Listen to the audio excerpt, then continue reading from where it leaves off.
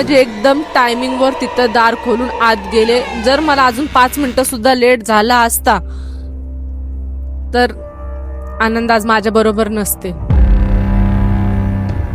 जसंच त्यांना रिक्षामध्ये टाकायला लागले ना, ते वेगवेगळे आवाज काढायला लागले तोंडामधून. हे हे अशा म्हणजे एवढे वेगळे आवाज ना की मला तो आवाज बी ऐकला ना, मला एवढं भीती वाटते त्या आवाजाने. मी ते आवाज ऐकलेत माझ्या कानाने. त्या बदलापूरच्या दवाखान्यामध्ये हालून मग आम्ही उल्हासनगरच्या सेंटर हॉस्पिटलमध्ये आलोत. सेंटर हॉस्पिटलमध्ये आल्याच्या नंतर तिथं सुद्धा एवढ्या इंजेक्शन दिल्या बेहोश व्हायच्या, एवढ्या इंजेक्शन, तरी आनंद बेहोशच होत नव्हते.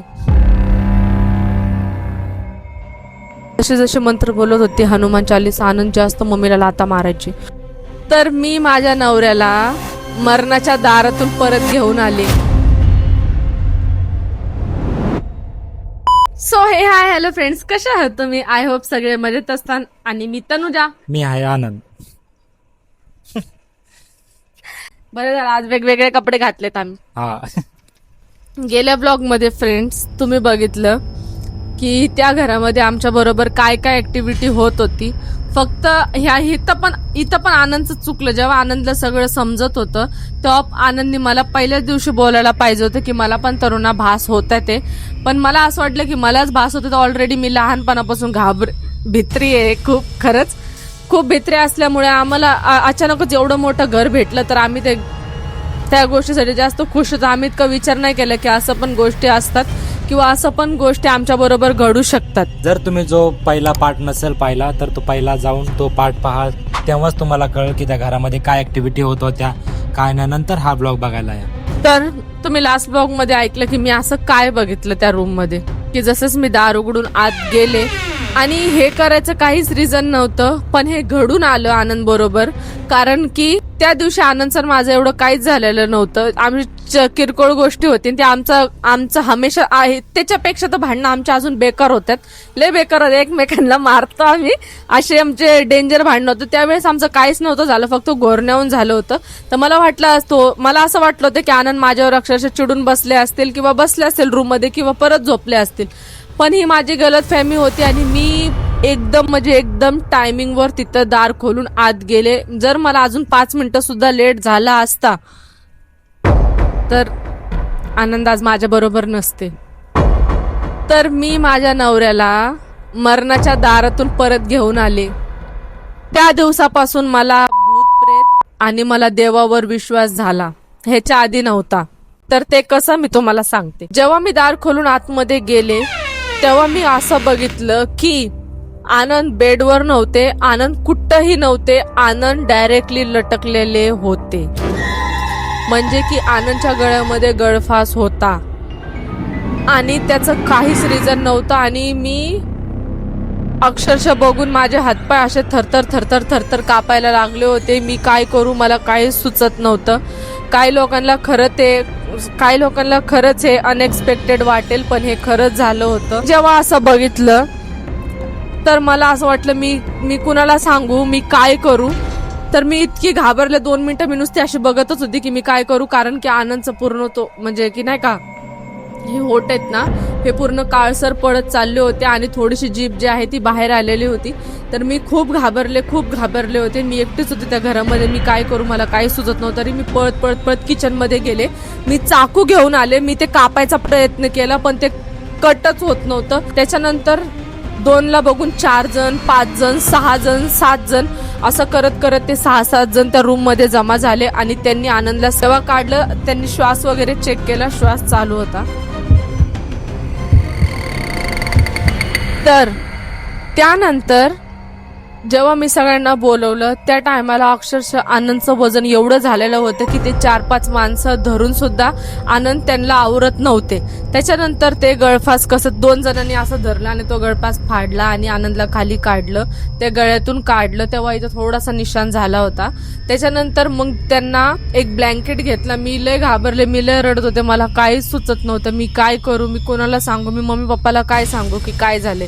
सगळ्यांना असं वाटतं की यांच्यात भांडणं झाल्यात म्हणून झाले, पण तसं काहीच नव्हतं झालं त्या दिवशी. तर मग काय झालं, त्या सोसायटीमध्ये एक रिक्षा होता आणि बाकीचे जेवढे बी जेंट्स माणसं होते मी खरंच ते जर हे ब्लॉग बघत असतील मी त्यांना परत एकदा थँक्यू बोलते. सिरियसली त्यांनी त्या टायमिंगला माझी एवढी मदत केली. जेव्हा मग ते लोक बोलले की दवाखान्यामध्ये आपल्याला लवकर घेऊन जावं लागेल आनंदला, मी म्हटलं प्लीज लवकर चला, लवकरात लवकर चला. मी लय रडत होते. मग त्यांनी जेव्हा आनंदला उचललं उचलून रिक्षापर्यंत नेवसर सोसायटीच्या बाहेर तो रिक्षा ठेवलेला होता, तर त्या रिक्षामध्ये आनंद जातच नव्हते. म्हणजे की ना इतक्या वेळ ते शांत होते, पण जसंच त्यांना रिक्षामध्ये टाकायला लागलं ना ते वेगवेगळे आवाज काढायला लागले तोंडामधून. हे हे असे म्हणजे एवढे वेगळे आवाज ना की मला ते आवाज बी ऐकलं ना मला एवढं भीती वाटते त्या आवाजाने. मी ते आवाज ऐकलेत माझ्या कानाने, तर तसे आवाज काढायला लागले. तर मी असे हे झाले की असं का करते ते. तर मला ते जेंट्स लोक बोलले की काय काळजी नका करू, आम्ही लय कसं तरी आनंदचे पाय असे करून त्या रिक्षामध्ये त्यांना बसवलं आणि मी त्यांच्या डोकं मांडीवर घेऊन रिक्षात बसले. त्या रिक्षावाल्या काकांनी गाडी चालू केली आणि डायरेक्टली आम्ही बदलापूरच्या एका दवाखान्यामध्ये गेलो. म्हणजे बेशुद्ध होता तो माणूस. यार मी कसं सांगू यार, त्यांना विश्वास आहे का. आनंद त्या टायमाला बेशुद्ध होते, पण मला नाही माहित की ते आवाज कसं काय काढत होते. त्यांचे डोळे बंद होते, अर्धे चालू होते थोडेसे. त्यांना मी काय बोलते, आनंद पिल्लू मी काय बोलत होते, आनंद उठा माझ्याकडून गलती झाली किंवा सॉरी उठा, सॉरी किती बाऱ्या मी बोलले तरी आनंद नाही उठत होते.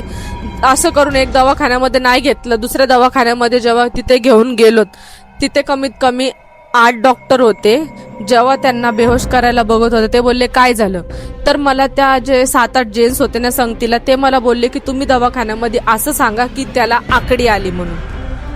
ठीक आहे, तर मी तसंच सांगतो. बोलला की तुम्ही एकटे लेडीज येता, असा काय विषय झालाय तो सांगू नका. तर मला नाही माहिती की त्यांनी मला तसं का बोलायला सांगितलं, आणि ते जसं बोलले मी तसं सांगितलं डॉक्टरला. आणि माझ्या आधी त्यांनाच विचारलं त्या पोरांना की काय झालं होतं, तर त्यांनी सांगितलं की आकडी आली होती. ठीक आहे, त्याच्यानंतर जेव्हा दवाखान्यामध्ये या माणसाला बेहोश करायची बारी आली तर हे बेहोशच होत नव्हते. कमीत कमी 7 ते 8 इंजेक्शन कंटिन्यू केले असते बेहोश व्हायसाठी की बेहोश. आणि हा माणूस कमीत कमी 5 ते 6 डॉक्टर एक संघ होते. हा डायरेक्ट बेड इथं कोपऱ्यात लावलेला असायचा, यांना त्या बेडवर झोपवलेलं होतं. तो बेड लाता मारून ह्या कोपऱ्यामध्ये बेड आणला होता. मी स्वतः हे सगळं डोळ्यांनी बघत होते आणि मला काही सहनच होत नव्हतं. मला काही सुचतच नव्हतं की मी काय करू, मी कोणाला बोलू. आणि डॉक्टर सारखं बोलायचे तुम्ही यांच्या घरच्यांना बोला. हे शब्द ऐकून मी जास्त घाबरायचे. का घरच्यांना बोलवायचे, काय झालंय असं आनंदला, काय झाले. मी सारखा असा विचार करायचे, सारखं मी असं हे करायचे. तर मग असं करता करता मी मम्मीला कॉल लावला त्या पोरांच्या एखाद्या फोनमधून की मम्मी असंच झालं. तेव्हा मम्मी तिकडे आली आणि मग त्या दवाखान्यामध्ये सुद्धा काम नाही झालं. मग ते लोक बोलले तुम्ही इकडनं घेऊन जा. मला समजतच नाही म्हणतात की पेशंटला काय झाले, काहीच नाही समजत. तो पेशंट बेहोश पण होत नाही असं बोलले. मग त्याच्यानंतर आम्ही परत त्या बदलापूरच्या दवाखान्यामध्ये हालून मग आम्ही उल्हासनगरच्या सेंट्रल हॉस्पिटलमध्ये आलोत.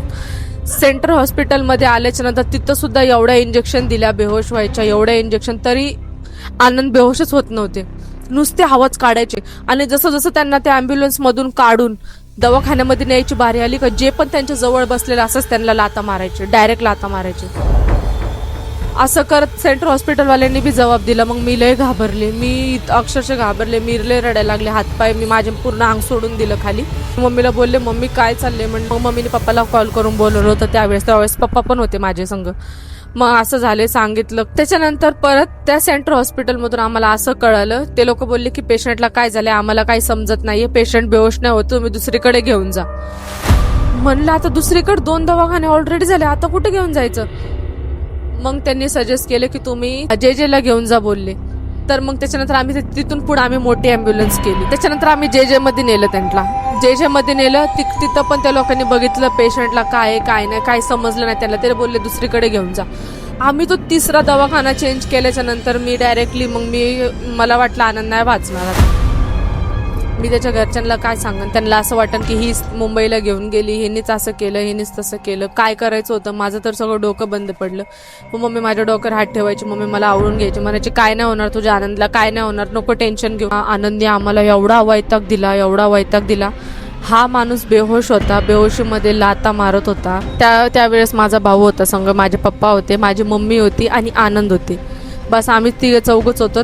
आणि आम्ही मम्मी आणि त्या टायमिंगला मम्मी जशी कानामध्ये मंत्र बोलत होती ना आनंदच्या, जसे मंत्र बोलत होते हनुमान चालीसा, आनंद जास्त मम्मीला लाता मारायचे. एवढे लाता मारायचे की मला नका काय बोलू, मला काहीच बोलू नका.